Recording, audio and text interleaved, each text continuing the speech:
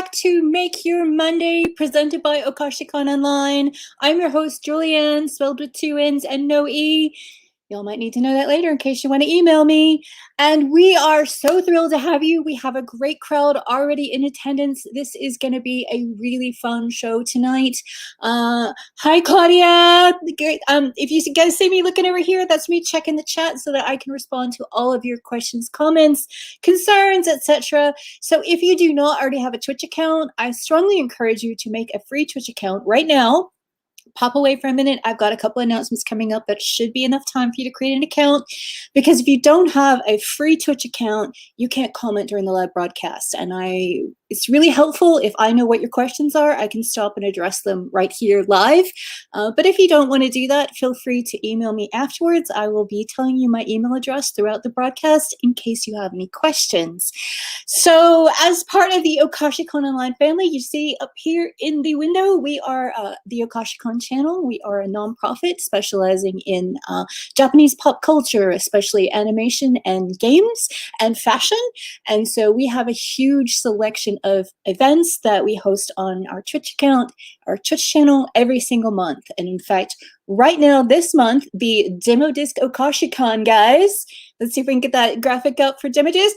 This is mirrored, so I forget where everything is. They are doing every single Sunday night in the month of May. They are playing Night Hunt, which is part of the Monster Hunter series. So this is like a traditional Twitch channel thing, right? Or they're gaming and giving us a lowdown on this latest JRPG that has just come out. So most things on Twitch are game related, but most things on Okashicon Online are not. So let's tell you about some other activities that we have coming up. Later on the 23rd of May, we're going to see my next program, which is Japan Stories. I'm going to have an interview with Rob Dyer of The Real Japan. He is a travel assistant working in the United Kingdom. I think he's in Yorkshire. I don't remember where. He's not in London. He's somewhere in England. And he helps people who maybe have been to Japan already, or certainly if you want to go to Japan, but you want to go outside the major cities, he helps people plan their itinerary. And he also has several books to help you not only with the planning of your trip, but also how to get around rural Japan, where they speak very little English, even if you speak no Japanese. So it's going to be a great interview with Rob that is coming up on Sunday, May 23rd. So Japan Stories is always the 4th Sunday of the month. And that is at 2 p.m. Central Daylight Time. So the time zone that we're in here in Texas. If you need to calculate from somewhere else, I recommend you go to timezoneconverter.com. We also have coming up a new event called Ask the Mod. I'm not sure if we have the graphic for that up yet, but it was just announced today. So on the 21st of May, we have an activity where the moderators of the J Fashion communities from Austin, Dallas, Houston, a couple other areas in Texas are going to be talking about not only their experiences with being a moderator on a major social media community. I think most of theirs is Facebook. Oh, my camera is already starting to, I'm having a gravity issue today. So let me see if I may have to do this a couple times throughout the show. Ignore my arms. Anyway, on the 21st, Ask a Mod is going to be moderators of J Fashion communities talking about not only their experiences with J Fashion, but also their experiences with moderating a large online community. So they'll be taking questions, and honestly, this just got announced. I only found out about it 10 minutes ago, so I'm not quite sure what all is going to be happening, but do check the Okashicon Facebook page where more information will be going up, I think, tonight or tomorrow if you're interested in that. And then, of course, we always have a variety of other cool and unique things in store for you at Okashicon Online. So we hope that if you created that Twitch account, you will hit the subscribe button so that you will be notified every time Okashicon goes live. We usually have, we try to have at least 4 shows every month. This month, obviously, we have more. And then July, we have some very special events. I don't have a name for it yet. If you guys have suggestions, please let me know. But I'm doing basically an 8-hour long, if you saw our New Year's Eve broadcast, which was 4 hours of featuring different Japanese authors, YouTubers, podcasters, etc.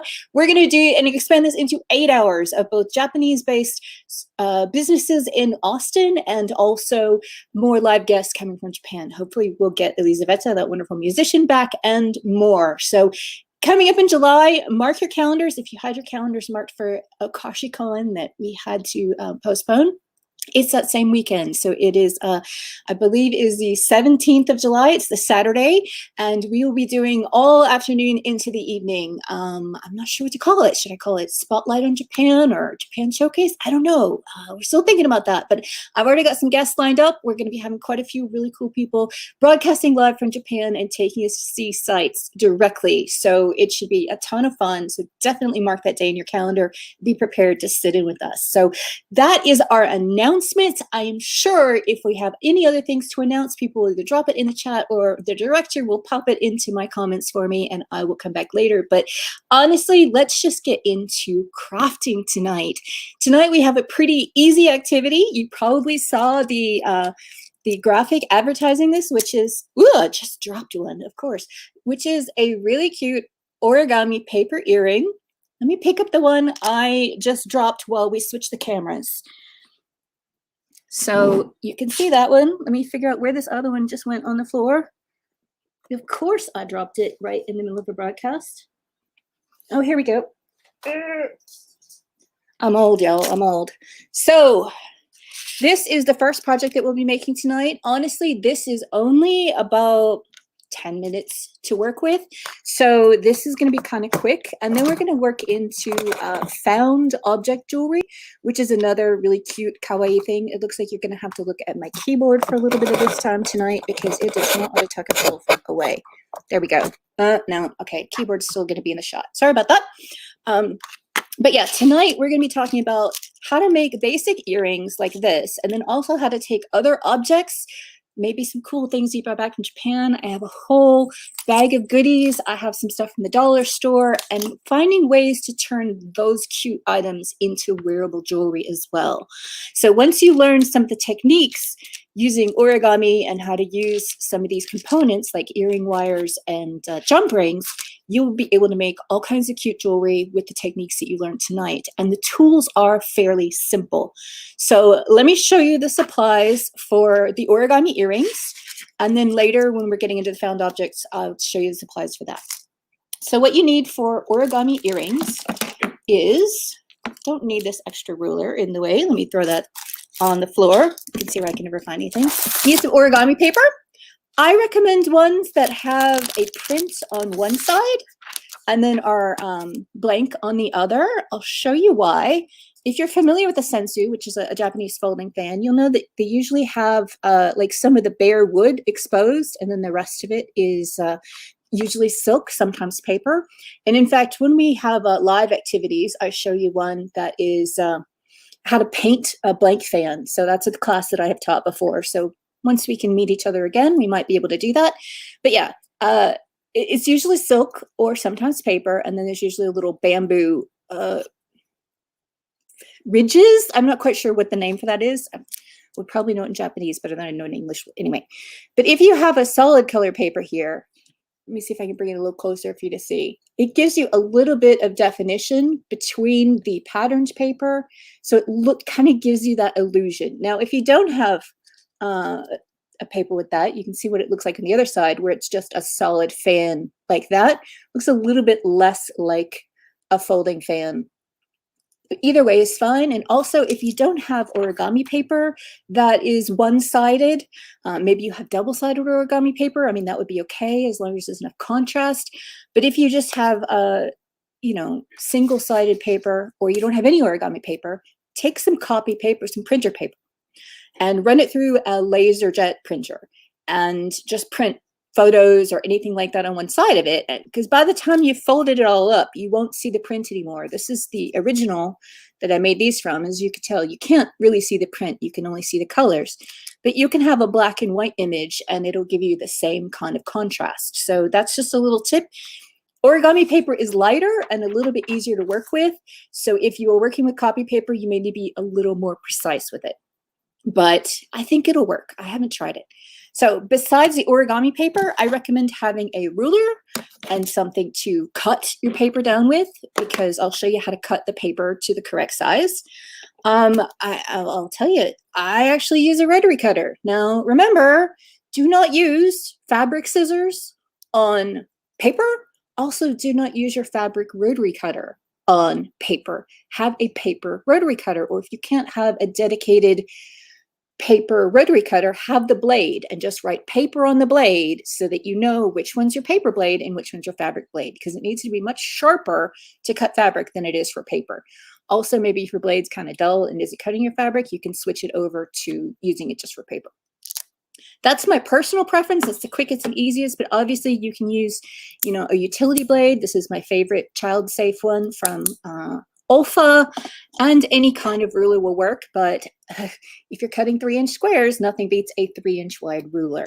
So that's the supplies that you need for the origami paper part of it.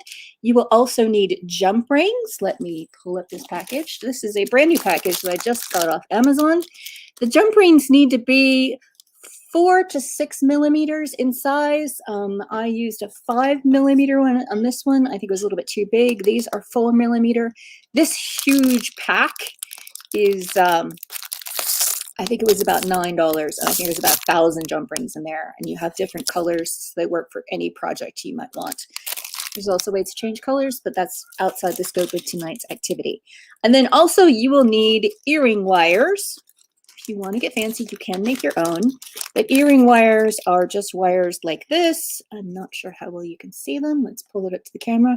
These are just blank wires here, and then you connect to the end of the wire for your ear hooks. Now, you may want the little rubber stoppers if you find the earrings tend to fall out.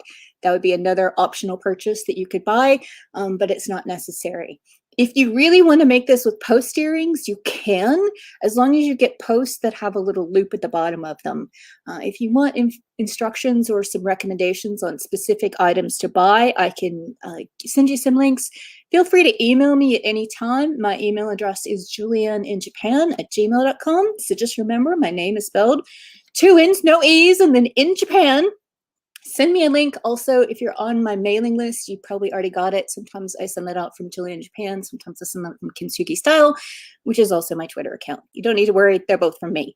But anyway, some kind of earring finding in the jewelry world, all these little bits and pieces, like jump rings and things like this, are called findings.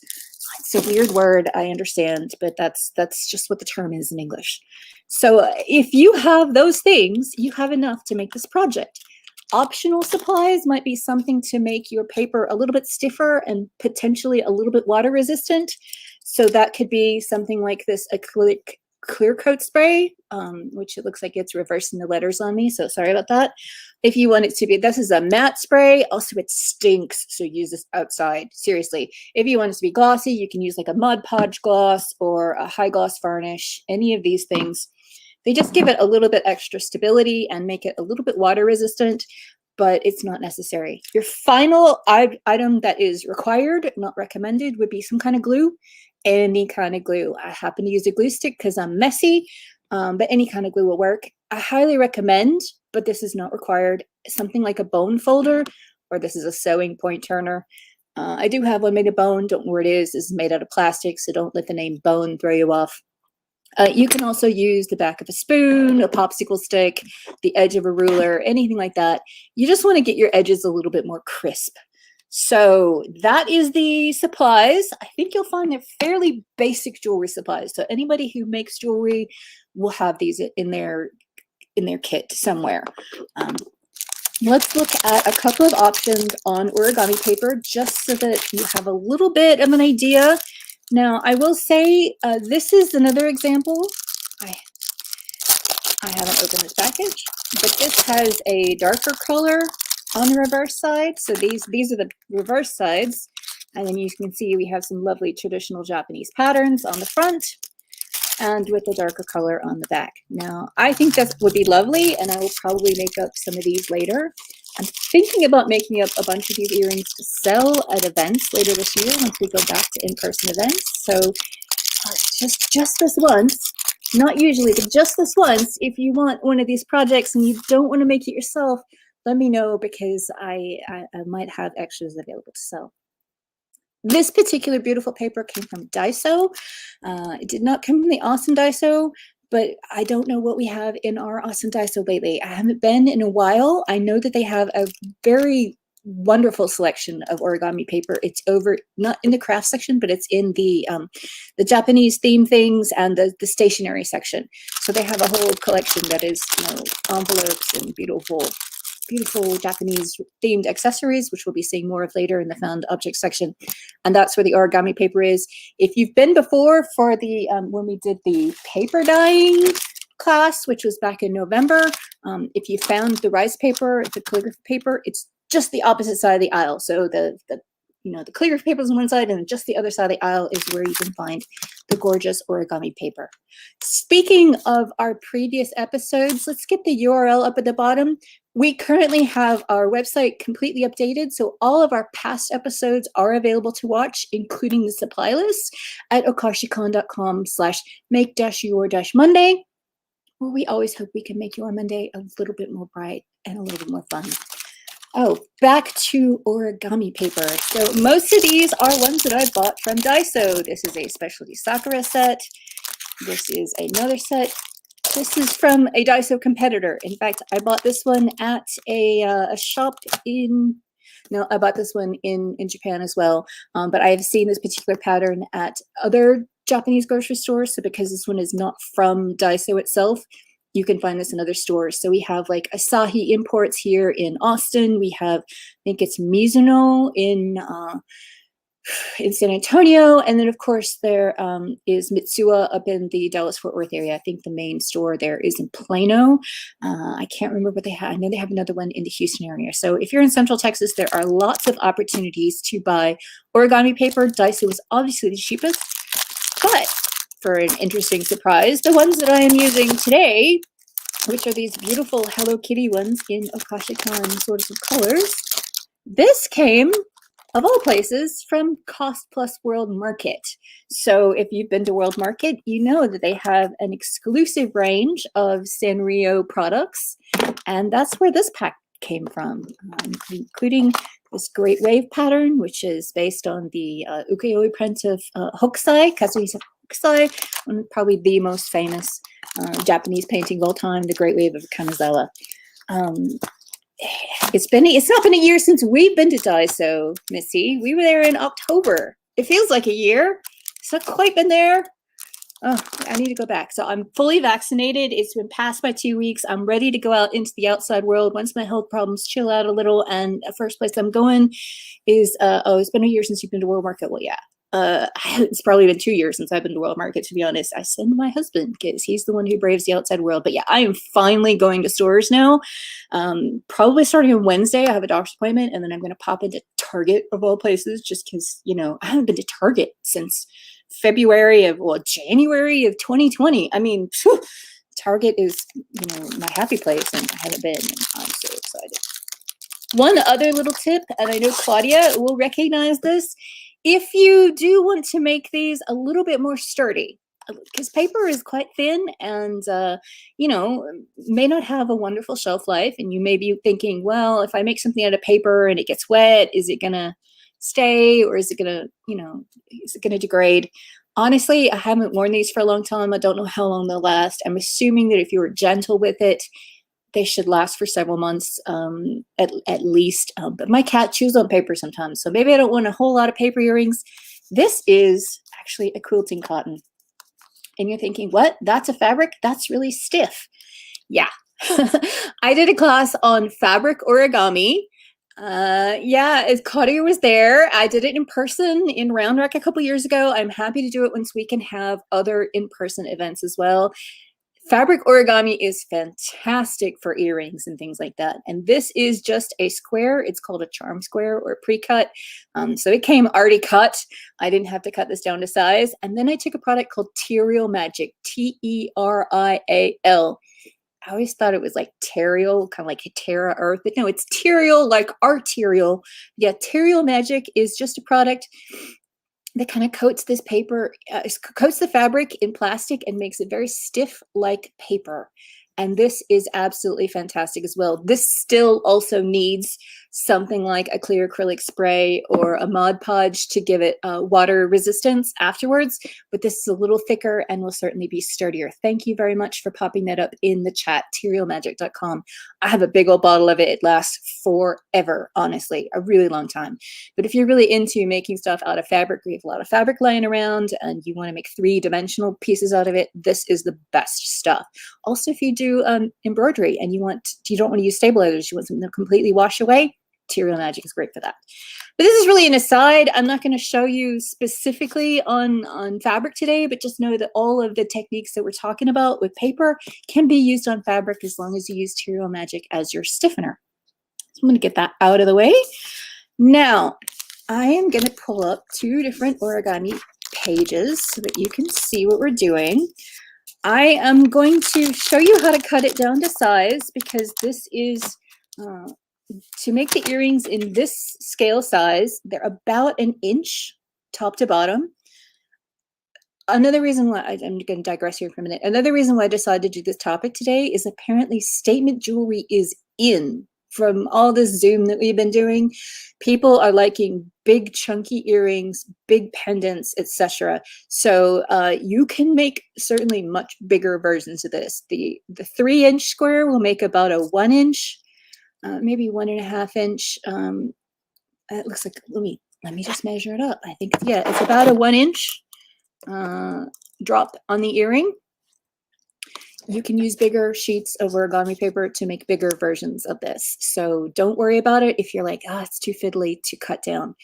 But I will show you how to cut down to this size, a quick and easy way. But when I'm demonstrating on camera, I will use a full sheet. This is a 6-inch sheet. That is the standard for origami paper. You may find some that are a little bigger. You may find some that are a little smaller, but 6 inches is pretty standard. So I'll be demonstrating with the 6-inch size. But certainly when it comes to a couple of steps, I have a pre-made little 3-inch one to show you on the things that the 6 inches is too big to show. Let me, now that I've got these pages pulled out, I'm going to put all of the origami paper away. Let's pull out these 2 sheets here. I'll use this one to demonstrate on. So I will use this one to cut. Now, I said this is a 6-inch sheet. So if you want to, you can take your, let me bend down because I just threw it on the floor, your regular ruler and find your 3-inch mark and cut your 3-inch squares. I will tell you though, you're cutting this into quarters. So just think about how inexpensive this is. You could usually get a big old bag of findings for a couple dollars. Obviously, I said that you can get 1,000 jump rings for $9. And then, you know, 1 sheet of origami paper will get you 2 pairs of earrings. So it's a very affordable project, in my opinion. Now, like I said, you can go ahead and measure. You could fold it into quarters and then cut. But you can go ahead and measure and use your utility knife, your craft knife, whatever it is to cut. But my personal favorite way, because I come from a long family of quilters, I happen to have these OmniGrid rulers. Let's see if I can show you the name a little better. Can't really get it under there, but yeah, the logo in here, except it's reversed, is OmniGrid. This is like the #1 craft ruler brand and usually gets paired with an Olfa cutting mat. Olfa, for some reason, does not make rulers. I don't know. Next time I'm there, I will ask them why not. I will go up to them and I will say, hey, why don't you make rulers? And they will probably tell me. And they'll probably tell me just because they don't. But anyway. But I happen to have a 3-inch wide ruler. So cutting 3-inch squares is super easy. I'm going to show you. I just line the paper up with one side. I like having the squares, the grid squares on my cutting mat just to help things stay completely parallel where you need to be parallel and perpendicular where you need to be perpendicular. I take a cutter. Shh, don't tell the Olfa people this is not an Olfa cutter. The reason I use this one for paper is because this was a free gift that I won. I use Olfa for cutting my fabric, and I use this Westcott one for cutting paper because it was free. But one simple cut, and that is cut in half. Now turn things the other direction. I still like to line them up, although you don't have to. You don't have to try to do 2 in 1. In fact, it's safer not to try to do 2 in 1. So again, because I have a 3-inch ruler, just make sure that is completely parallel with the edge of the paper. And usually want the blade side close to the ruler like this, so that it gets a really nice flush edge up against there. Honestly, if you've never tried cutting with a rotary cutter, I cannot recommend it enough. Whether it's fabric, whether it's paper, it is just so much easier. The rotary cutter itself was invented by Olfa. If you're wondering why I'm on about Olfa so much, go watch Japan Stories, where last July I took you to the Olfa Museum, and I got to go to the Olfa Museum and the Olfa showroom, and that was so much fun and fantastic. And you can come along with me if you go watch last July's Japan Stories. I'm not sure if we have that URL that can go up on the bottom of the page, but you can always go to okashicon.com and look for it in the Okashicon Online section. Okay. Now that we've got everything cut, I'm going to put the ruler out of the way. Hopefully we won't need that ruler anymore. You've got 2 pages that are cut to the correct size. Now, like I said, once you've got it all folded up, you're not going to be able to tell the pattern. I'm a little bit nitpicky, so I would actually make sure that the patterns are going the same direction. They're not going to match 100%. Put them in the way that makes more sense for you. But I just like to make sure that I'm starting from the same point. Also, I will tell you the first 2 steps, 3 steps really, I like to do both pieces at once, just so that they completely match each other. But I'm going to use a bigger piece of paper so that you can see on camera. So just remember that you're doing it at 1/4 scale if you're working here.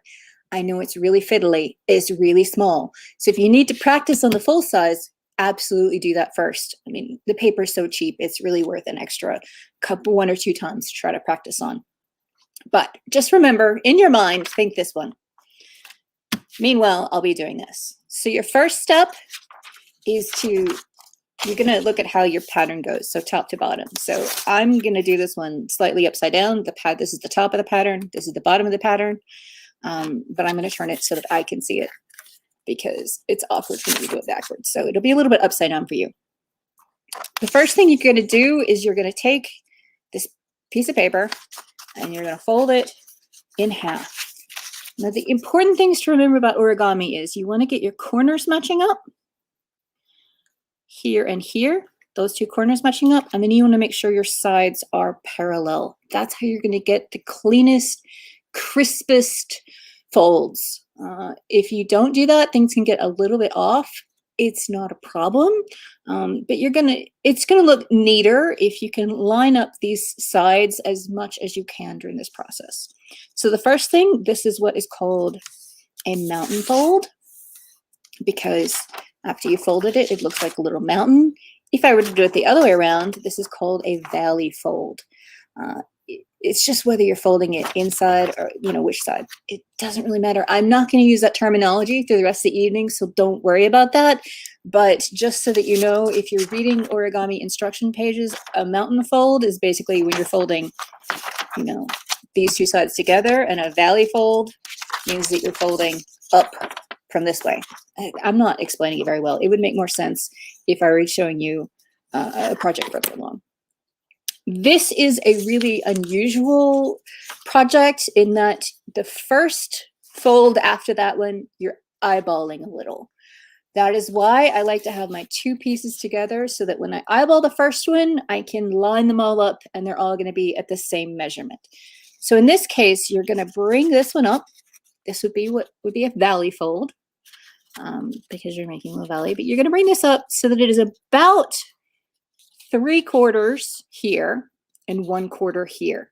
Doesn't have to be. You could do 2/3, 1/3 if you like more of the sort of faux spine here showing, then leave more of your solid color showing. I like to have it at about 3 parts to 1 part, but whatever you want to do is completely your choice. Now, you see, once I made that fold, I push down in the middle here, and then I flatten out the crease to either side. Then you grab your bone folder, back of a spoon, popsicle stick, ruler, whatever you have, and you smooth that out. You just want to make sure that whatever it is you're using is very smooth, because otherwise it could scrape off a little bit of the print and rough up the paper a little. So plastic is particularly good. Also metal, back of a spoon is fantastic. Now to make sure that this page lines up with the other, I actually flip it over, and this is where you watch carefully. You just try to line it up so that this top edge here, I don't know if you can see, so these two edges match each other. I'm doing this upside down for you. It's a little bit hard for me to do that. So I see if you hold it up like this, just until these two sides meet, hold your ends down so that it doesn't wiggle, push down the middle, and go ahead and flatten this edge. Now, if I'm doing a pair of earrings, I then go get the other piece of paper, fold it in half, and then fold, make these two folds like line sitting next to each other so that your earrings will be the exact same height. If you don't do it that way, they might be a little bit different. You know, they might be sort of cousins instead of sisters, as sometimes gets said in the beauty community. But if you take your next piece of paper and line it up and make those folds so that they match, you'll make sure that your earrings are really identical sizes to each other. And at that point, you can stop and only work on one earring at a time. So you can put away your extra pages. Now, you've got your paper, you're going to rotate it. So you might have been wondering why, if it was a 3-inch paper, it becomes a slightly about 1-inch earring. It's because you're folding it up. Instead of folding in half, you're folding into roughly thirds. Anyway, now that you've got your paper, you've got to turn it sideways. You're going to go ahead and fold it in half. Again, remember, match your corners up. Sometimes you need to stick your thumb in there just to make sure, or even your bone folder, just to make sure that it is fully extending before you start that crease. Start the crease by smashing it down. I like to use my thumb. Move out to either side. Again, try to make sure that the paper doesn't wiggle and that your edges stay lined up while you're doing that. I didn't do the best job of folding it in half. So let me pull it back over from the other side.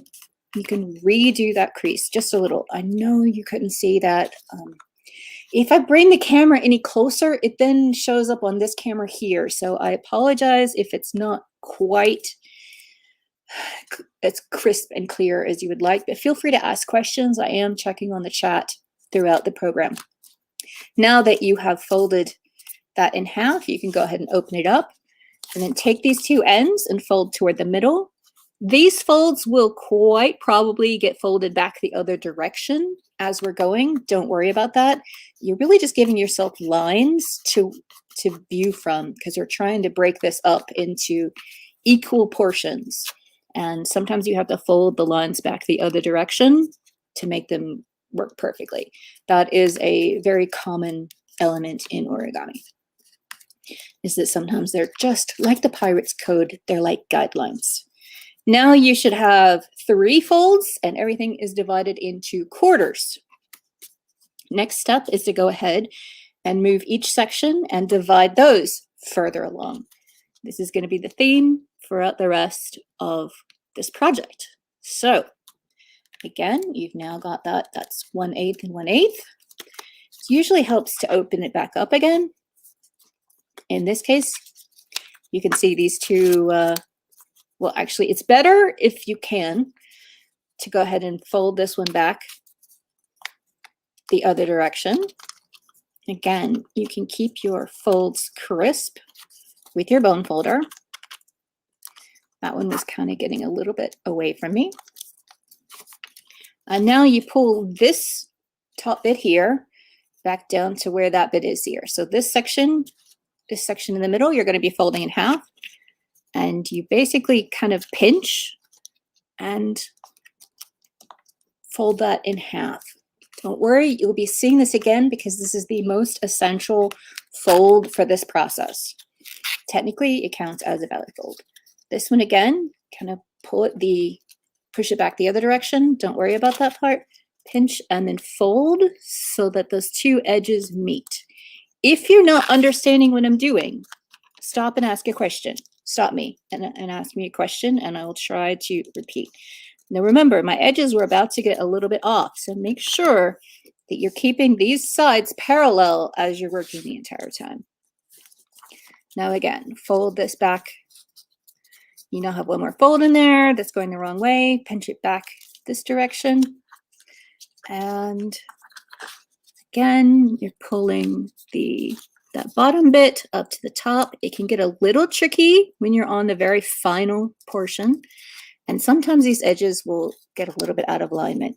Now, in traditional origami, you wouldn't use a scissors or glue, but because they're making jewelry, it needs to be a little sturdy. It's okay. You can cheat a little. I won't tell. At this point, your paper has fold marks that are dividing it into 8 equal sections. Am I still making guides? No, these are going to be your official sections at this point. They're not just guidelines. If for some reason you didn't want to use that technique that I showed you at that point and you wanted to fold it up a different way, then they could just be guides and you may need to fold them back over. But once you've got your 8 sections marked out, from this point on, it's a lot easier if you always stay with this side pointing up and you don't try to like flip it over. So like when we were making the quarter pieces, we could have flipped it around however we wanted. At this point, it's helpful to have these 3 peaks that are here, which were your original quarters, have them going up and have the other ones down as little valleys. But don't worry, it really doesn't matter if you need to go back and flip them the other way. Once we're down at the very last step, we can. It really doesn't matter. But we've got 8 sections now. Unfortunately, if we were to try to make a fan with 8 sections, it would be less than impressive. It would look kind of like that, and that's not really cool enough for an earring. People wouldn't even know that was a fan. So fortunately, we got to make another set of folds. This is where your experience with pulling things from the bottom and pinching up will help, but on the very first and the very last one, you just kind of have to make this fold as best you can. And then when you get to the end, sometimes I turn it around and I have to redo that one. You'll see in a minute. So this first one, you just want to pull up however you can. And then honestly, it's supposed to go the other way. So I will go ahead and squish it down. Now, I forgot to mention, it's helpful if you are using your bone folder on each step. But until you got to that step, this step here, if you don't want to use your bone folder before this, it doesn't matter. But at this point, you really do need to start using the bone folder if you have it, or just be very careful and use a lot of pressure if you don't have a bone folder. But once again, we've got this section. Remember, we're going to take this peak here and put it into that valley there. So it gets fiddly, especially when you're working in the smaller size paper. So that's why practice may be helpful. But I kind of pinch it like this. I'm not sure if you can tell. I'm pinching it here and then bringing this top up into this section. And then I will use my bone folder and squish that all down. Now I find it helpful at this point to go ahead and open it up, because if you're trying to just fold them over and over and over again, it will just back and forth, it would get kind of chunky in your hand, and it's easier if you kind of open it up. So you can tell that there's a fold inside there. Oops, did Twitter just go offline, or is that my internet? No, it was Twitch. It was a little small Twitch click. Apologies. Twitch has been a little cranky lately. If it glitches on us, just give it a second and it will hopefully fix. So we're going to continue doing this exact same fold, bringing the peak down to the next peak or next line all the way along. So whether it's a peak or a valley coming next, it really doesn't matter, because we will sort these out and make sure they're all going the right way afterwards. So sometimes it's helpful. Like that time I didn't do a great job because I was busy talking and not busy looking. So it can help if you pick it up in your hands instead of trying to lay it down, and just make sure that you've got these 2 lines parallel to each other and your sides are parallel to each other, so that when you make that final fold, and you press down, everything is in the right space. Now, do it once again. Pick up this peak, make it match that valley, and again, try to be parallel. You want this line parallel and these lines parallel, and then put your crease in. Use your bone folder to make it crisper. I will say, when you are working in the smaller size, these are not going to be perfect. They're going to be a little wonky, but you will not be able to tell in the finished product. I really wouldn't worry about it. Once again, move that section. If you can't remember where you are, you can tell that these are smaller sections and these are bigger sections. So anytime you see a bigger section, just fold it up. Like I said, we can make sure that it is a proper accordion shape after the fact if we need to. But if you can make your lines stay parallel as best you can, then when you do have to maybe put one down the other direction, it will still all line up quite neatly. Another one. Remember, if you did not get the hang of it, this video will be available afterwards on the Make Your Monday website. We also usually have it on the OkashiCon YouTube channel more quickly. And the OkashiCon YouTube channel, because it's on YouTube, it will do the automatic captioning. So if you have someone who needs closed captioning, it is automated. So maybe with my accent, a few words might be off, but YouTube does do that automatically for us. So this goes up about an hour after this broadcast. We have almost done. We have one next to the last little fold here. Again, get in there with some sharp, crisp lines. Now we had the very last one, and so you can't really match that up that way. I go ahead and fold it down this direction. You will notice that the paper sometimes migrates on you on that last one. Don't worry about it. Like I said, you can clean it up later. So now that you have all of your little lines, which may or may not be going the right direction, hopefully they are, then you just want to start at one end and make sure that you're folding. So each section should go, one should go this way, the next one should go this way. If you have learned what's called an accordion fold, because it looks like the little bellows of an accordion, that's what we're doing here. So back and forth, back and forth. If you come to one that is the wrong direction, don't worry about it. You may notice this doesn't really, let me see if I can see, this doesn't really line up flat against all on itself. We'll squish it a little bit later when we're done.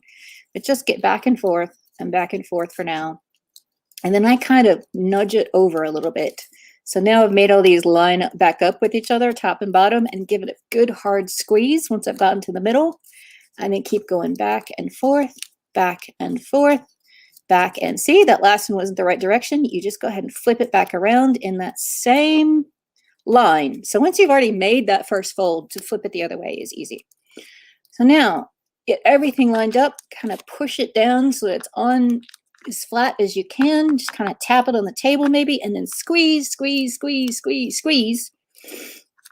Do it again, kind of rock it back and forth a little. I'm putting pressure, downward pressure, and that is helping these things to align so that they'll all be an even height like this. Now, actually, I completely forgot a step. You actually should have opened this entire thing up, and I forgot that step. So now I'm embarrassed now. Now my folds don't go all the right way. So I'm going to show you again how easy it is to just fix your folds. Now we go back and we're going to realign those folds. So on one side they're wrong and one side they're right. I hope y'all know that I actually did this perfectly well 10 minutes before broadcast. And then I get talking. And honestly, I haven't done it in this big size. So it felt right to me because it was, I was doing it too small. Hopefully you'll find it a little easier if you're doing it in the laid out. Whoops, just lost my earbud. I'm going back again and fixing these folds so that everything is going the correct direction. Again, go and add some pressure where you need it. I can't believe I messed that one up. It's okay, because it's not really a mistake. It's just an unusual, slightly unusual method. Now, again, go down. I like to concentrate the pressure on the outside, which is where you have more paper. The inside is a little bit weak because you've only got one layer. And again, try to sort of make everything aligned top and bottom and give it a good hard squeeze. There we go. Now it should look something like this. You've got your solid piece on this side and your pattern pieces are showing here.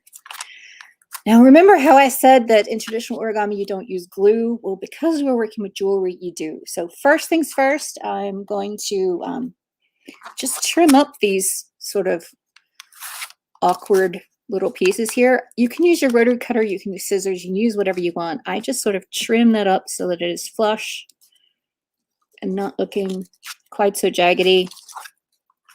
You can do this so that side didn't need it. So now take your glue. I use a glue stick for two reasons. One is I found that after sort of 2 years of isolation, most of my glue had dried up.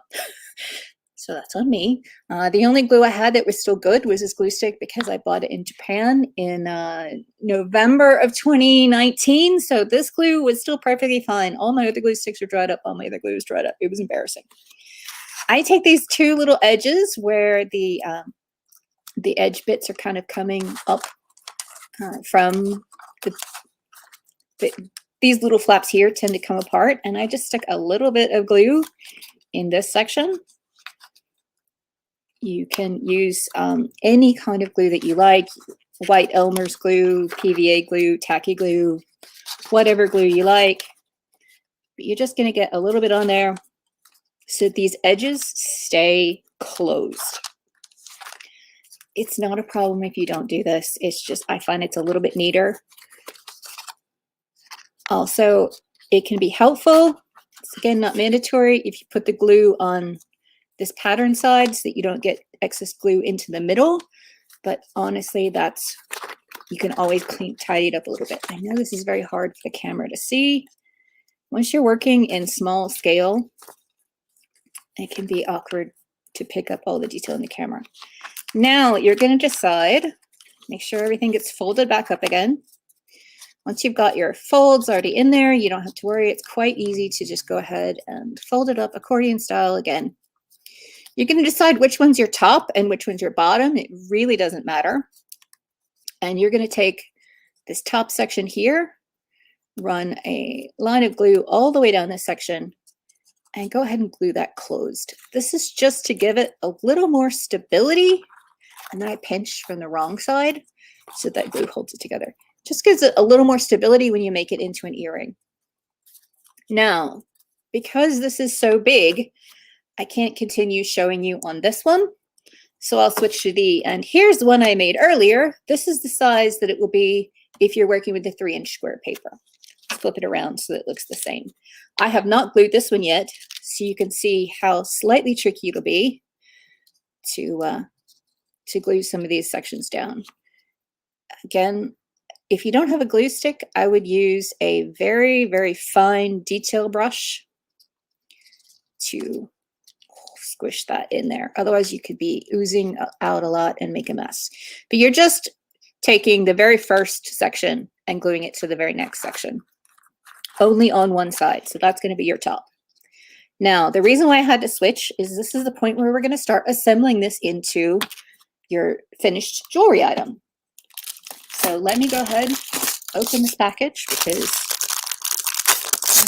I like if there's a plastic bag. I know this is a perfectly locking plastic container. I tried it out. I still get a little paranoid, so I still tend to keep it in a plastic just in case this spills. Hopefully it'll get contained inside the plastic. You don't have to do it that way. But this is a 4mm jump ring. And, oh, I opened it upside down. See, that's the problem. Now they're not going to go back in. Let me try flipping it back over, but they're all going to be a bit of a mess. That's why you don't do things on camera, because you get flustered. It's okay. It's not like anyone is going to be yelling at me for having the wrong size jump ring or the wrong color jump ring. I am going to take 2 bright, shiny silver ones just because I have silver ear wires. It really doesn't matter. As you can tell on the ones that I made for the sample, I actually had a black jump ring here, but you really can't tell. It's not that big of a deal. Now this is a little smaller. It may be too small, in which case I'll have to go back to this larger size. But what you're going to do at this point, if your jump ring is the correct size, that one is not. Okay, where did I put the other? We're going to pause for a moment. We're going to have the screen go up to the please stand by for a moment while I get the other jump rings, which have fallen down on the ground because, of course, that's what I do. So one moment while I try to find where I put the other jump ring. In fact, I'm just going to cannibalize some. No, let me look. This is a great time to ask questions. If there's anything that you're not understanding, I will be checking the chat in just a moment. Why I got cocky and decided I didn't need the bigger jump ring, I don't know. Because I'm cocky. Okay. I can't find them in a hurry, so I am just going to tear apart the other earring. I'm just going to pull this one apart and we don't have to worry about it. These have actually been through the ringer a little bit, but it's okay. When I say through the ringer, I mean they've actually been sprayed. The way to take apart a jump ring. So whether you're taking this apart from a piece that you've already made or you are using a jump ring for the first time, the important thing is you'll see if I can get this close enough to the camera for you to tell. I don't know if that's going to focus. There's always a little break in a jump ring. So it's really important that you never pull the circle apart this direction. You always want to twist front to back. And that is because if you pull it side to side, you'll never get it to go back perfectly flush with each other. So you always want to twist front to back. And you may find it helpful to use either a little jump ring opener, like came with this kit. Let me make sure I don't open this upside down again. A little jump ring opener. Oh, I did open it upside down again. Y'all, I'm a hot mess. This thing is deceptive. If you buy this one, this is deceptive because it looks like the top is the bottom and the bottom is the top. But this thing is a little jump ring opener. You put the jump ring and it'll kind of hold it in this side. You put this on your thumb or finger and it'll kind of hold a jump ring in one of these little grooves. And then you just push with your other finger and it'll open up. If that you don't have one of these or that's not how you want to do it, you can also take 2 sets of pliers. For this stage, it doesn't really matter what pliers they are. It helps to have flat nose, but it doesn't really matter. So I'm going to show you on here. You just want to you hold the jump ring with 1 set of pliers when you're not shaky. And then you take your other set of pliers and you twist. Let me say, I don't know if you can see that. It was quite subtle. You twist this way. And then if your earring wasn't completely glued together, like mine was, I'm just going to take an extra second to open this up just a little more. You would not have to do it quite this wide if you hadn't messed up like me. But, so, lesson learned. This is they said it was a 4mm jump ring, but it's not. That is 4mm on the exterior, not the interior. Depending on where you buy it from, makes a difference because it's supposed to be 4mm interior measurement. In this case, it is incorrect. So that's probably why they were cheap, but don't worry, I can still use all those. This one is a much larger jump ring. You can now see this is wide open. Can you see that? That is completely open. Now your jump ring is open. You want to take with your top bit, the bit that you glued together, top bit up, hold your smushed together piece, and you're going to feed it through the jump ring. Let me see if I can do this where you can see what I'm doing on camera. You're going to just squish this whole section of paper through the jump ring. See if you can see what that looks like. So the jump ring is now open, but it is wrapping around the paper. At this point, you're going to grab your earring wire and slide it onto the open jump ring. I don't know how well you can see that, but you're literally just feeding one side into the other. Let me see if I can get that big enough. So you've got this wire is open, you've got the earring hook looped on at one side and the paper in the middle, and then you just close it back up again. You can use your fingers or your pliers, however you like, and that should close fairly securely. I like to give it a little nudge. Now I've gotten confused, which is my top and my bottom. Here's my top. You now have something that looks like this. You want to take and fold it all in half so it looks more like a fan. Squish it around to get everything nice and flush and secure, and then squeeze down. This is again just to get these folds creased more tightly. Take your glue stick and run it along these two edges here. Then hold these two bits together to keep your fan closed. I can just hold the whole thing together for 10 to 15 seconds. Thank you, Claudia. I just did my nails before the show. This is like little children's removable acrylic. It's basically acrylic paint, acrylic nail polish. It's the peel-off kind because, like Claudia, I have chemical sensitivity, so I don't like using nail polish remover. So I have peel-off makeup like a 6-year-old. Or peel-off nail polish like a 6-year-old. Anyway, your glue is now together. Fluff your fan back out, and your earring is fully assembled. There we go. That is the exact same earring. You will be careful when you're wearing it to make sure that you have, the same side out on both sides. You repeat the whole process the exact same way for the same earring. Now, when I had made these two, I made one so that this earring was pointing, this ear hook was pointing one way on one and the opposite way on the other. Let me see. I can't find what the other one is. But anyway, and the opposite way on the other. That way, when you do wear them in your ears, you'll have, the same side will be out on both sides. So this will be the one for the right ear, probably. Anyway, you just have to pay attention when you're putting them on to make sure they kind of go, that you have either the side with the bones showing or the side that's solid. Just make sure you're wearing them both the same way. But yeah, it helps if you have the earring hooks pointed opposite directions. So you have one that is for one side and one is for the other. I don't think anyone will really notice, but it's just that little extra attention to detail that can make things just a little bit crisper and cleaner. So again, to show you the example with the big example, so remember you had the glue on the top bit.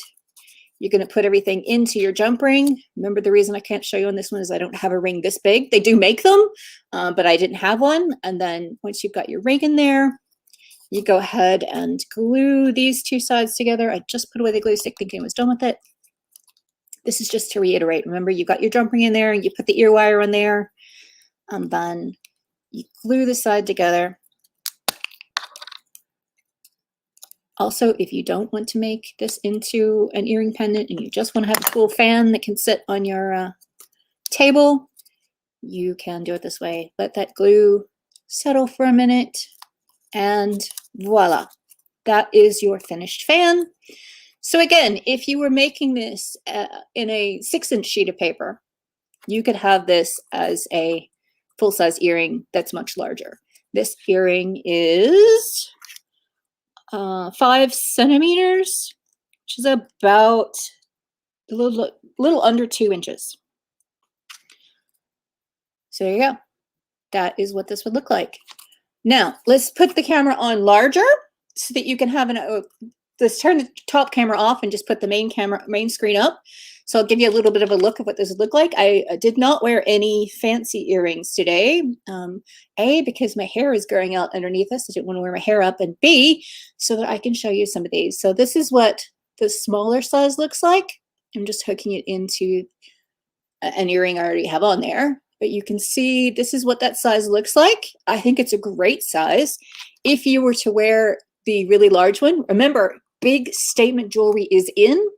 This is what a 6-inch paper earring would look like. I think that's wearable. Certainly in Texas, where everything is bigger, I think this is perfectly fine.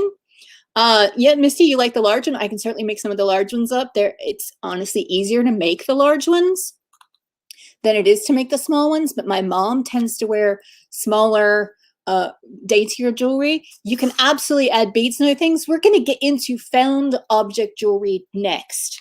So let me just talk a little bit about found objects and how you would then take these ideas of just taking a jump ring and a finding and attaching them together. That's really all we're doing. We're talking about found object jewelry. We're taking something. In this case, what I'm wearing here could have been something I made. It's not. It's from the store Otome Neko, which is based in, I think Kit's in Houston. Maybe she's in Galveston. I don't remember, but Otome Neko. So she actually made these charms. It's basically made out of shrink-eating plastic. But it's an acrylic charm, and you can't get close enough for you to see, but there is basically just a jump ring in there, and then it's attached to this little slider on a chain. It's not a chain, it's a ribbon. And this is what we're talking about making. Little charm things, little tassel. You could absolutely add a tassel to the bottom of this. What I would do in that case, I would make sure that it's the bigger paper, so it's a little thicker. Get your Japanese screw punch, or in this case, perfect use for your, digging around in my drawer to find it, your European screw punch, and poke a little hole down here, hold where you glued them together, poke a little hole down here, thread a jump ring through that hole, and then you can add a tassel on the bottom. Very Chinese style, very common to do it that way. I can show you how to make tassels sometime. It's really not hard, but that's you can jazz these up in so many different ways. So again, this is from Otome Neko, but this is the type of thing we're gonna be doing. A little bird, okay, Refinery 29 told me that charm necklaces are back, charm bracelets and charm necklaces. They seem to come around about every 25 years. They were popular when my mom was in high school. They were popular when I was in high school in the 80s, and now they're back again. I think they came around again, maybe, in the late 90s or something. But that's a thing. And so making your own charms, I think, is going to be one of the biggest jewelry trends for 2021. And so this is what we are going to fix you up to do. But you don't even have to make your own charms. We're just going to find stuff that we have laying around the house. So I'm going to show you what some of these will look like hanging from my ears before I get into showing you the actual ways of making it, so you can get an idea. So I love gachapon, or capsule toys. My husband and I are addicts, with a capital A, addicts. I mean, crazy. We buy at least 100 a month per person. So we definitely have over 500 that we bought in 2019. And these little capsule toys come in little capsules. I'll show you some. This is this little capsule that they come in. The reason why I have that, you're supposed to return the empty capsules to the store, but it's not required. And the reason why I kept some in my second trip to Japan in 2019 was because I saw people taking these and making earrings out of them. Now I thought, that's kind of big, y'all. That's big. I mean, I know everything is bigger in Texas, but that's big. So I went and specifically picked smaller ones. This is a regular full-size capsule, and this is the size that I picked. And I went ahead and made sure I got some that were identical design. I couldn't get identical colors, but having mismatched earrings is also very trendy at the moment. So I got two that would be the same size and shape, or I got another two. These are the kind that open and have a little hinge on them, but they're the same size and shape. And that's actually not too big, if you ask me. I mean, it's a little big, but in this day of big earrings for Zoom, I think this will work just fine. And I've certainly seen people selling these for a lot of money. When you consider that I just got them free with things I was already buying, I saved a couple dozen. Okay, maybe I only have about a dozen of the smaller size ones, but I definitely saved some to make a couple of pairs of earrings specifically with. Not these big things. I mean, I know that's what they do. You can also buy them brand new if you want. You can, if you're in Japan, you can go to Tokyo Hands, or if you go on Amazon, I think a pack of 100 is about $12. So you can make 50 pairs of earrings that way, but I think they're just clear. It's not quite as interesting, but you can find them brand new, empty, because people do have capsule toys here in America. They actually have capsule toys at Dollar Tree. The toys inside of them are terrible, but you could get them just for the capsules, and it'd be great. If you're a bit of a germaphobe, just wash them out. You can actually hand wash them, no problem whatsoever. Perfectly fine. Let me show you some more examples of what I think would make particularly good found object jewelry. These are all things that I've gotten either at Daiso, which I may have gotten in America, I may have gotten in Japan, but you know, they're of Japanese origin, or things I got in Japan. Because so many of these are phone straps. Now, I mean, phone straps are great and all, and you can sometimes use them on a bag, sometimes not. But they're really meant for being on a phone, and I bought way too many of those to put on a phone. I mean, I know that in the 90s, when we all had huge chunky cell phones and they all had a little place to put straps, some people would go around with like 5 straps on their phone. I'm not one of those people. Okay, I don't even have a space on my case for a little phone strap anymore. And even if I did, I don't know that I would want this because I'm always putting my phone in and out of a pocket, and that's just awkward. Oops, just dropped one. I'm really good at dropping things. That if you learn nothing else on the show, you know I'm really good at dropping things. Let me just pick this up quickly. So these little things this is made out of silk, Chariman silk. I don't remember where this one's from. I think it was Daiso, but I'm not sure. These, if you remember, Austin is sister cities with the city of Oita in Oita Prefecture. And these are little gifts that you get if you go visit the city of Oita. These were gifts that I got from the city itself. And they're fairly lightweight. They're made of silk. They have bells on them, which would kind of drive me nuts in earrings, but I think these are a really good earring size. So I'm going to take these 4 that I got and make these into 2 pairs of earrings. I've kind of matched the colors up here. So these are yellow and purple, and these kind of have like orange and purple and blue. These don't coordinate quite as well, but I think it'd be fine. But these go especially well together. And these are lightweight enough that I don't think they're going to be too heavy to be earrings. You wouldn't want something really heavy unless you want to stretch your ear holes out. Now, if you're like my mom, your ear holes are already stretched out, do whatever you want. I mean, I'm not going to tell you what to do. But certainly this was another little strap that I got from Daiso. It's a little Lucky Cat made of silk. So it's just silk with polyester batting. I know that's not the best lighting. Here we go. That's a little better. So this was $1, and I think I only have one of them, but so I would make a pendant out of it. But certainly you could hang that from a necklace, or if you had a pair of them, I think they would make cute little earrings as well. So that would be the base. I also have these, which are again from Daiso. These are little key rings. I only need so many like key rings in my life. I certainly don't need like a key ring for every day, like you need earrings for every day. See if I can get that light to maybe not glare so much. These might be a little bit heavy, but they're fairly lightweight plastic. Anything, there's going to be just a way you'll know, like you would have to take the key ring part off. So you're really just measuring the weight of this plastic bit to see how heavy it is for you. If you're an earring wearer, you probably have that one pair of earrings that's too heavy. That's just, that's just aches at the end of the day, or maybe it's stretching things out on you and you don't want them to be stretched out.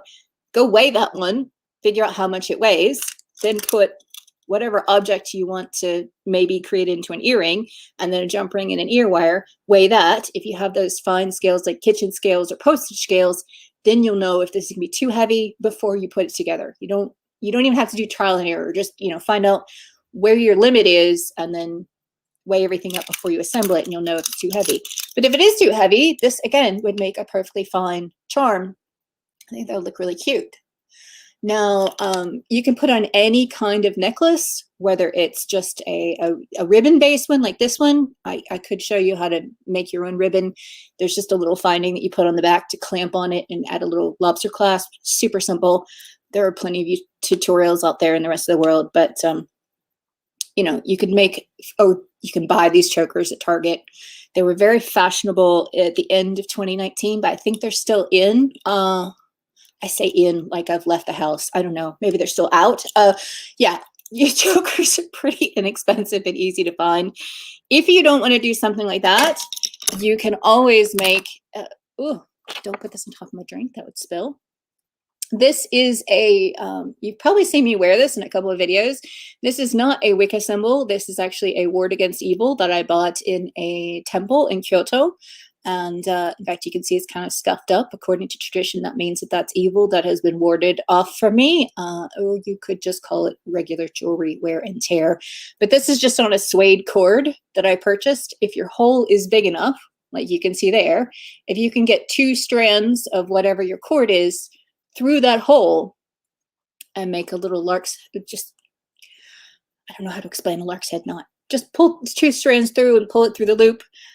If you don't know how to do that, I will find you a tutorial for it. But yeah, you just string it on like that. You can also use leather to string any kind of charm onto another material. You don't have to use wire for these.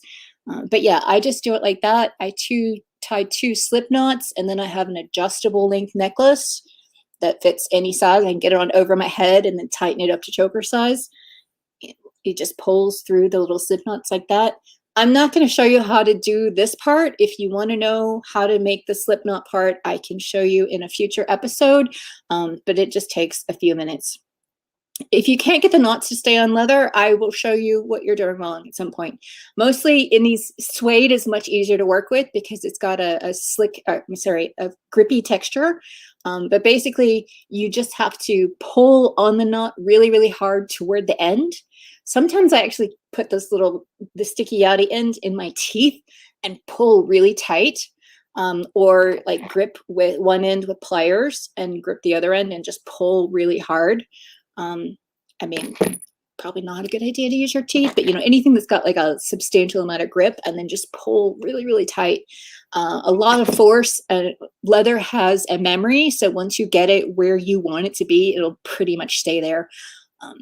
It's just if you have a smooth leather, sometimes that finish on the outside that makes it smooth is a little waxy, and that can prevent it from sticking. But if you pull hard enough, it breaks that surface tension, and then you have a little bit of friction that'll hold it together.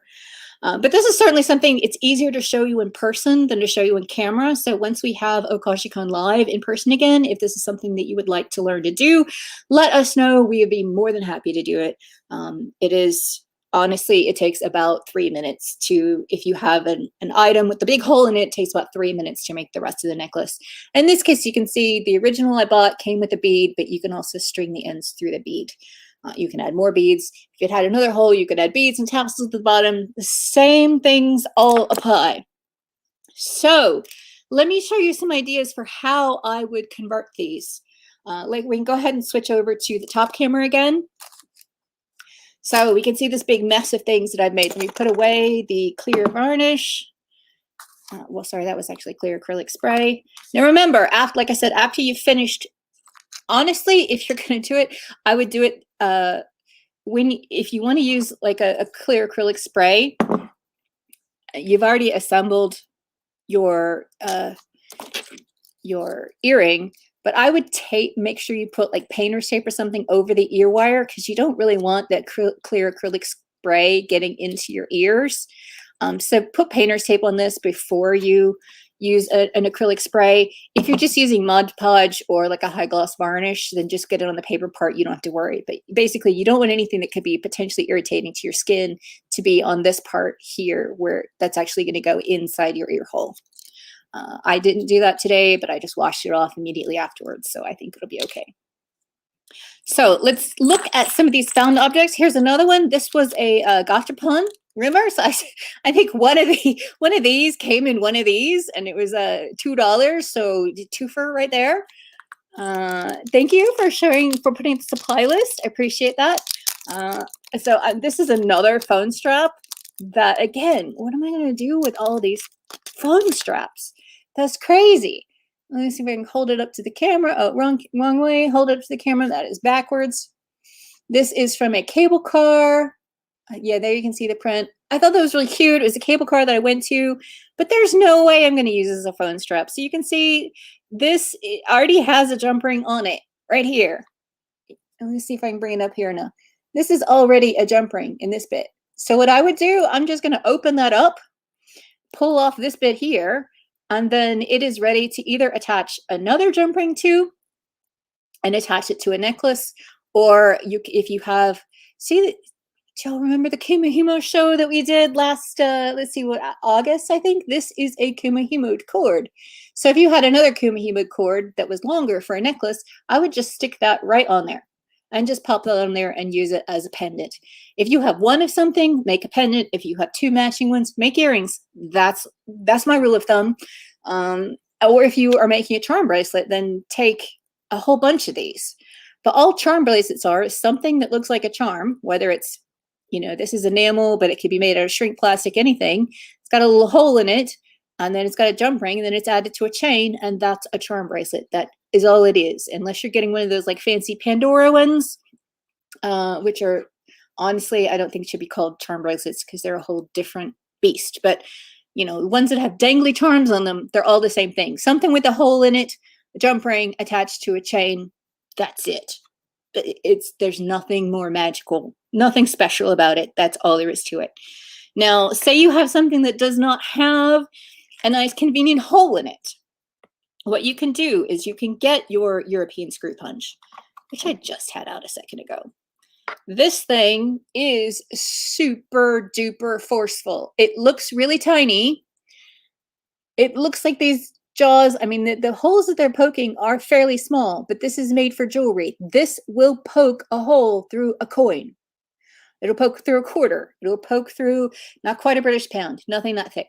That's a really thick one. But like a quarter, a dime, a nickel, an American currency, any American currency except probably the like silver dollar. Just depends on how thick it is. This will poke a hole through there. My grandfather made me charm bracelets from every country that they went to. My grandparents were missionaries. They used to travel around. And so a bunch of different countries in Africa, I have charm bracelets that was just the currency from all the countries they would go on every trip. He would make me a charm bracelet. And all he did was take something like this or a drill. If you do use a drill, I recommend a diamond bit just because it's a little sharper.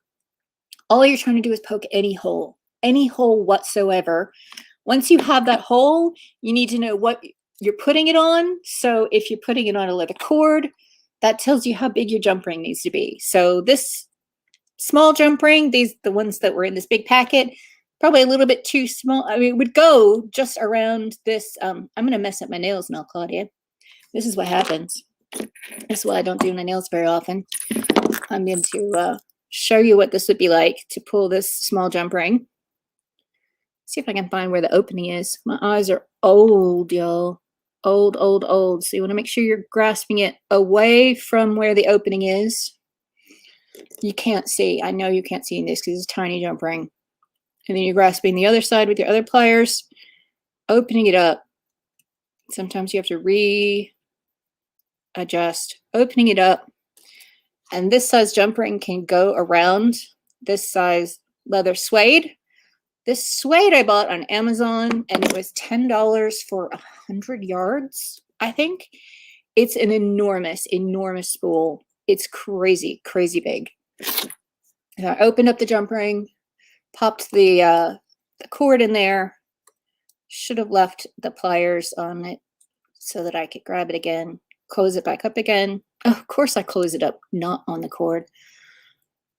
It's hard to talk and work at the same time. So I highly recommend, if you're doing this, do not live stream in the middle of it, or be prepared to, goof a little if you're live streaming.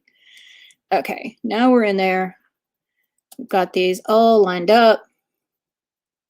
And sometimes, even if you're very careful, your jump rings do kind of go a little bit wonky. They don't want to close all the way up. So I use the pair of pliers to close it up neatly.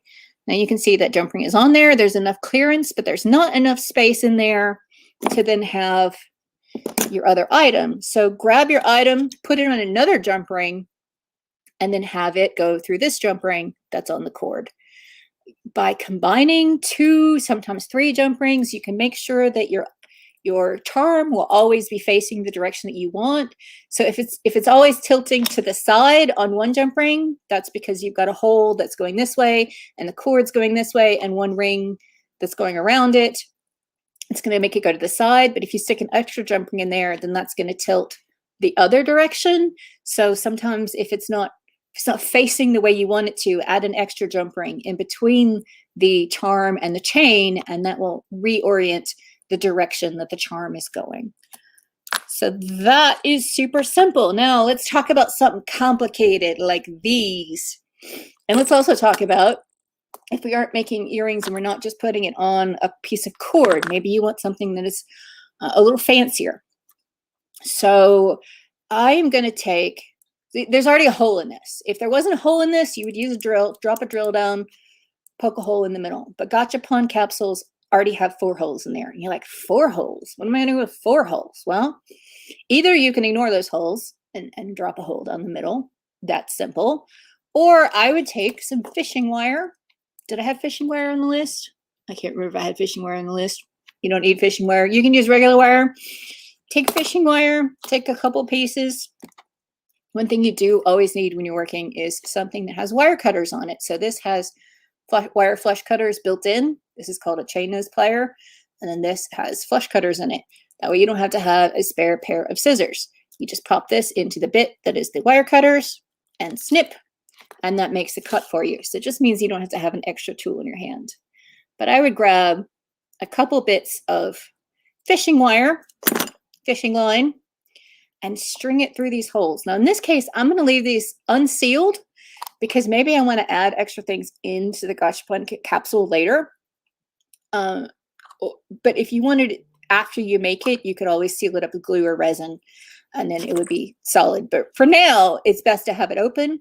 I would take the fishing wire, run this through. I'm going to crisscross the wire, 2 holes and 2 holes.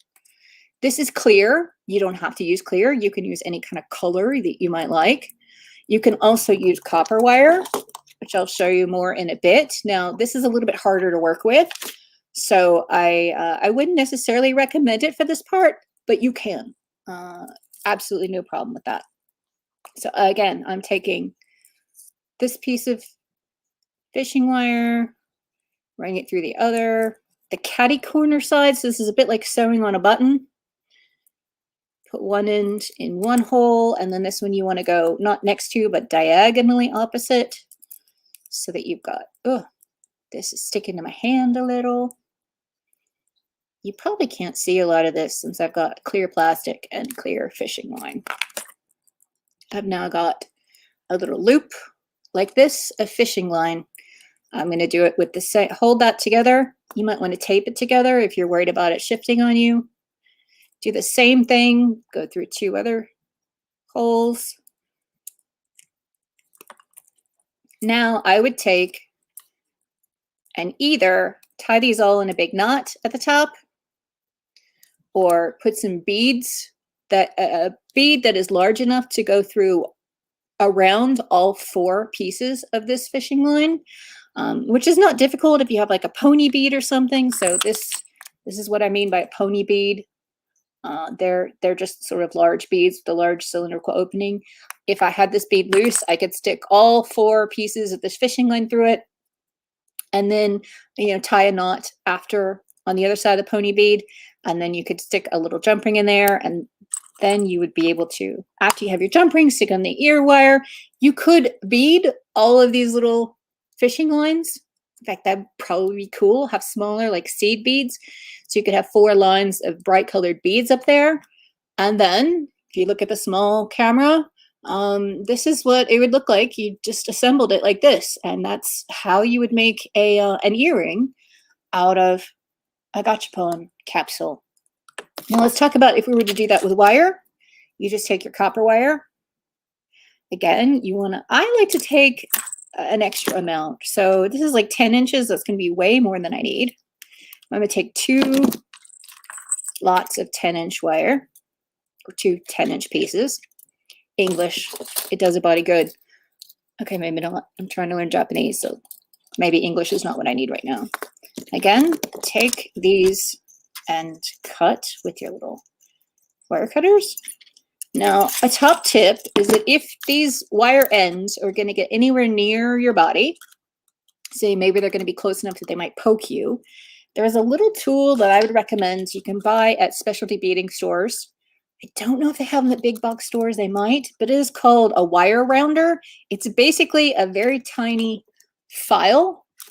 There's just a little cup in there. There's a file, and you take it out of the package, I keep it in the package so I always know where it is. And you just kind of run this. I know you can't see, and especially because I've got the shakes, it's hard to tell. But you stick your cut into the wire into here, and you just kind of rotate this around, wiggle it around a little, and it files down the sharp edges so they're not going to poke you. Like I said, it's just called a wire rounder or a wire file. And now it's not gonna hurt me. It's still a little pokey, I mean, because it's wire, but it's not gonna cut me if I were to do that. It literally takes 5 seconds. You can use a regular metal file. This is just faster and easier. I think this tool is about $12, $15. So if you find yourself working with wire a lot, especially if you maybe want to make your own jump rings or something, it's really worth investing in. If you're not going to work with wire a whole lot and you already have a metal file, a fine metal file, or even just some sandpaper that's suitable for metal, that is also going to be just fine. You just want to make it so you're not cutting yourself on any sharp edges. So go back to a gachapon capsule. Again, this is the one that clips closed. You could do the same thing. Pull your two. You don't have to crisscross them. It's more of a design element. It's just what I've chosen to do. Now remember, this wire is going to be much more stiff, so it's not as flexible as the fishing wire. So let me show you a couple of ways that you would work with this. It's hard for me to remember where my camera is while I'm trying to do things, but now there we go. So we've got these. They're all crisscrossed through, like sewing on a button. Now they come at the top. Now, again, if I were going to do this with the wires exposed, I would absolutely put beads on there first. But then you just take your cords, put them all together, twist, and you can see now it forms like a little whisk. At this point, you could add more beads. They'd have to have pretty big holes on them to go around all of these wires. Or you can just take these wires and put them directly into your earring finding. Let's see if I can get them all in there. If you can't get all of them, don't worry. You can always cut some of them off, but I think I can fit at least 2, maybe all 4. Yep, no, that was 3. The hardest bit is the threading. You know me and trying to thread a needle on camera. One of the nice things about doing jewelry work instead of sewing work is that you can use what's called a big eye needle. I'm laughing because it's true. I'll show you in a minute. Big eye needle, it just opens up and like the whole center of the needle is the eye of the needle. It's so fast. But there you go. I've got my ear hook on there. I just go ahead and bend this down and then wrap your edges around. Obviously, you would be a lot more neat. You'd be more precise because you're not trying to do this in front of an audience and in a hurry. You take your excess wire and you just wrap it around, and then you cut off the edges using your wire cutter. So yeah, I certainly would have put beads all along here to make this more interesting. But that is the sort of very basics for using a wire. It's called a wire wrap. It's very hard for me to show you this on camera unless I do several strands put together. But you can certainly find on YouTube or other places on the internet how to do wire wrapping. And all it is the whole concept of that is just to take a bit of wire and attach from a hole to your jewelry finding. You just want to look at the term wire wrapping.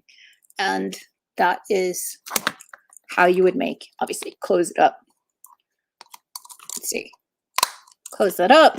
Again, get my flush cutter, which is here. Cut off these bits of wire.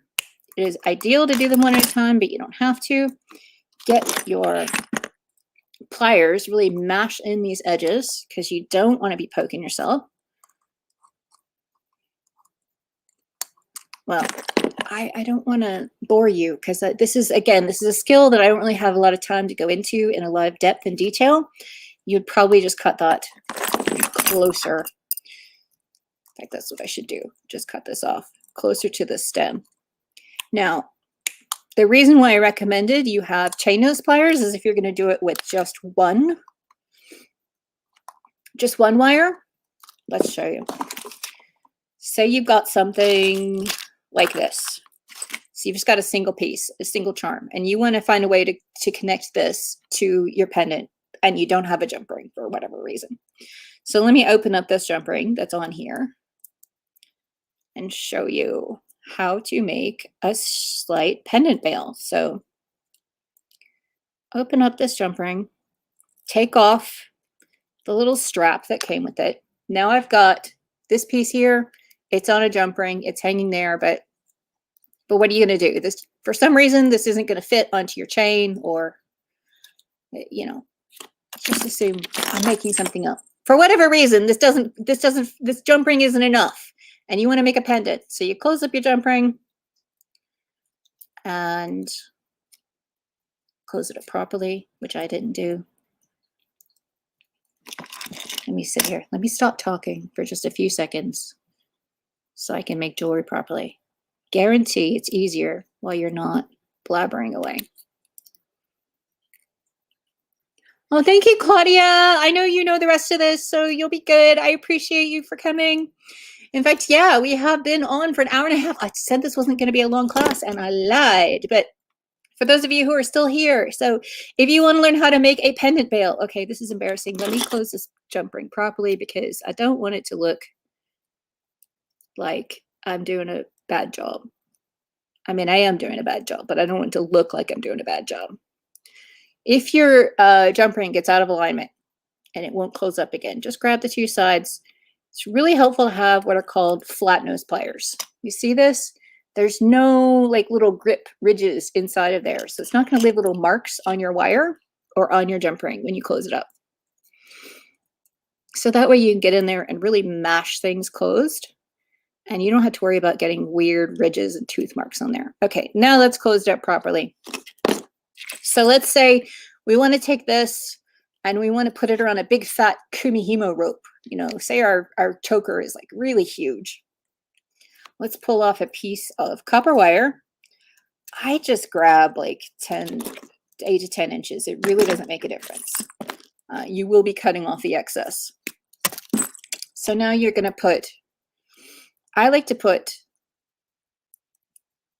this on here so that this is how it would match up to your cord.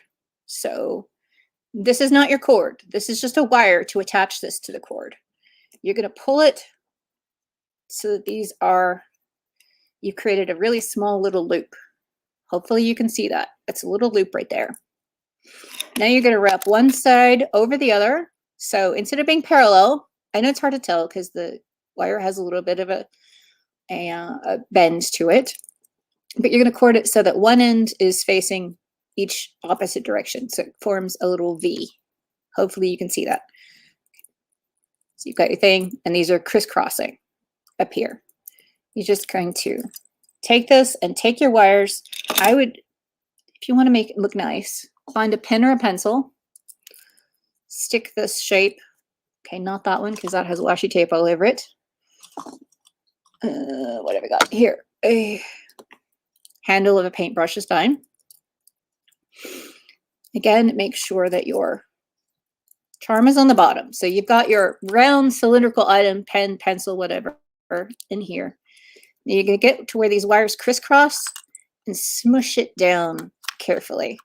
So you have created a loop of wire. I'll show you what it looks like without this in there. You created a loop of wire, kind of like a jump ring, on top of this piece here. And you're going to twist. You're going to hold here, maybe with a pair of pliers. Pliers are really helpful when things are difficult to grip. And then you're just going to twist these two wires opposite each other around. I'm going to do 2 times. I'll bring it back up to the camera so that you can see. Okay, if you want to imagine it's this direction, that's fine. This is side up. So you've got this little loop here. You could add beads on here before, absolutely perfectly fine. If you don't like the shape of this loop, again, you can get in there with your pencil or whatever, make it more round. You can fiddle with it afterwards. You do all different kinds of things. But say you've got a big chunky cord. I don't have a chunky cord to show you, so we'll just imagine that this is a big chunky cord. and you want to create something to slide this onto, you've now got these extra wires here. You're going to wrap this around your finger. So your finger will be a substitute for the cord. Wrap it around your finger so that it pulls back like this. And don't do it so tight that you can't get your finger back out. And then wrap these cords or these wires inside, pull it through. Honestly, this is a very fiddly technique that the more you practice, the better it'll look. And I am not doing it justice in any way whatsoever. I'm not making it look good because I'm not taking the time. If you take the time, your wraps will look much neater and your wire won't look quite so creative. I'm going to use the term creative here. That's actually why these little gizmos, which are called round nose wires, are great for making little loops, because you loop the wire. Here, I'll show you here. I don't know if you can see, you loop the wire around the round nose, the chain nose, sorry, this is the chain nose plier. Hold it, loop it around, and that gives you a nice, it's like making the first part of a chain. So using your tools better than I am will give you a much better result. This is a hot mess at the moment because I was not taking my time. If you were to take your time, you could basically create, there's an entire skill called wire wrapping that makes beautiful pieces. But this is more of an artistic assembly, to be quite generous. But basically you now have a loop of something. I would take this, I would make all kinds of curly cues and little designs using my chain nose pliers, but because we're running late, I am not going to do that on camera. But you would make something that looks quite cool, then cut off your excess, and you would have a really cool, what is called a bail. For some reason, this little bit here, this cool bit of wire here that attaches the chain and goes around a cord is called a pendant bail. I don't know why it's called that, but that's what it's called. But you would now have a cool, funky, uniquely designed, 100% your own creation pendant bail to attach your unique charm and slip that over your large cord. So it would look pretty funky and artistic. It can look very fine, and honestly, people do basket weave shapes, all kinds of cool shapes. You can put beads on there. Your imagination is really the limit, but that is just, you know, a way that you can attach something small around a big rope or a kumihimo cord or something like that to make a fancy piece of jewelry. Well, I think that is pretty much all that I have. I know that one was, the last one was very rushed, but again, the last one was sort of a little bonus tip at the end. I hope you've gotten some ideas for how you can take shrinky dinks or other charms, objects you got from the dollar store. Oh, I had other things. Here's another tip. These are like little girls' bracelets that I got from Dollar Tree. I'm absolutely going to make, there's 10 in a pack, so I can get 5 pairs of earrings out of this. Just take a little bit of wire and assemble. I think those would be great, big chunky earrings, add some beads to the top. Your imagination really is the limit here. So I hope that you have had an entertaining evening and that we have made your Monday a little bit more special. Remember, if all of that is a little too daunting, you can just go back to the origami that we started off the program with. All of our shows are available afterwards on the Make Your Monday website. The address will be going at the bottom of the screen again. This will probably be up tomorrow, but certainly this will be on YouTube in about an hour or so. So if you do want to go back and watch, go to the Okashicon YouTube channel or go to this webpage probably tomorrow or later tonight if we're really lucky, but more likely tomorrow, and you can watch the replay. You can pause and repeat and do this project all on your own. And remember, if you have any questions, you can always contact me. My name is Julianne. My email address is Julianne in Japan. And although I'm not in Japan right now, hopefully soon. Hopefully soon. We are buying a house in Japan probably next year. So I will really be Julianne in Japan almost all the time in the future. Anyway, you can sign up for the OkashiCon mailing list, which is where you'll find out about all of our OkashiCon programming. For every month, we send out an email just saying everything that's coming up that month. And sometimes we also give away prizes to people who are on our mailing list, so it's kind of fun. Next month here on Make Your Monday, I don't know if we're going to have a pre-recorded video that I did a year ago, or if I'm going to be able to get a live guest. I hope I'm getting a live guest, but either way, we will be talking about making your food cute. So kawaii bento. So bento is a lunchbox, but anyway, making your food items cuter. And we will be talking about that this time. So the second Monday of June. And then July, this program will be taking a break because we have this big Japan Expo, Spotlight in Japan, whatever we're going to call it, will be coming up in July. And then August, I am trying to get us an interview with a creator. And if not, either way, the topic will be on UV resin, which is a modern craft. It's very, very popular in Japan right now. So that is what's coming up on Make Your Monday. Remember that if you are interested in Japan in general, on the 21st, my nail polish is chipping off. On the 23rd of the month, I'll be back with Japan Stories with Rob Dyer, The Real Japan. On the 21st of the month, we are having the Ask a Mod, which you can go on the OkashiCon social media for more information about. That is more about Japanese fashion.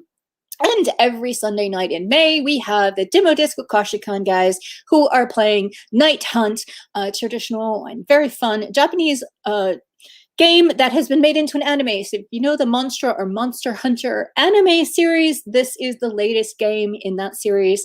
I don't know when they'll get to this part in the anime, but obviously they're still working several years out.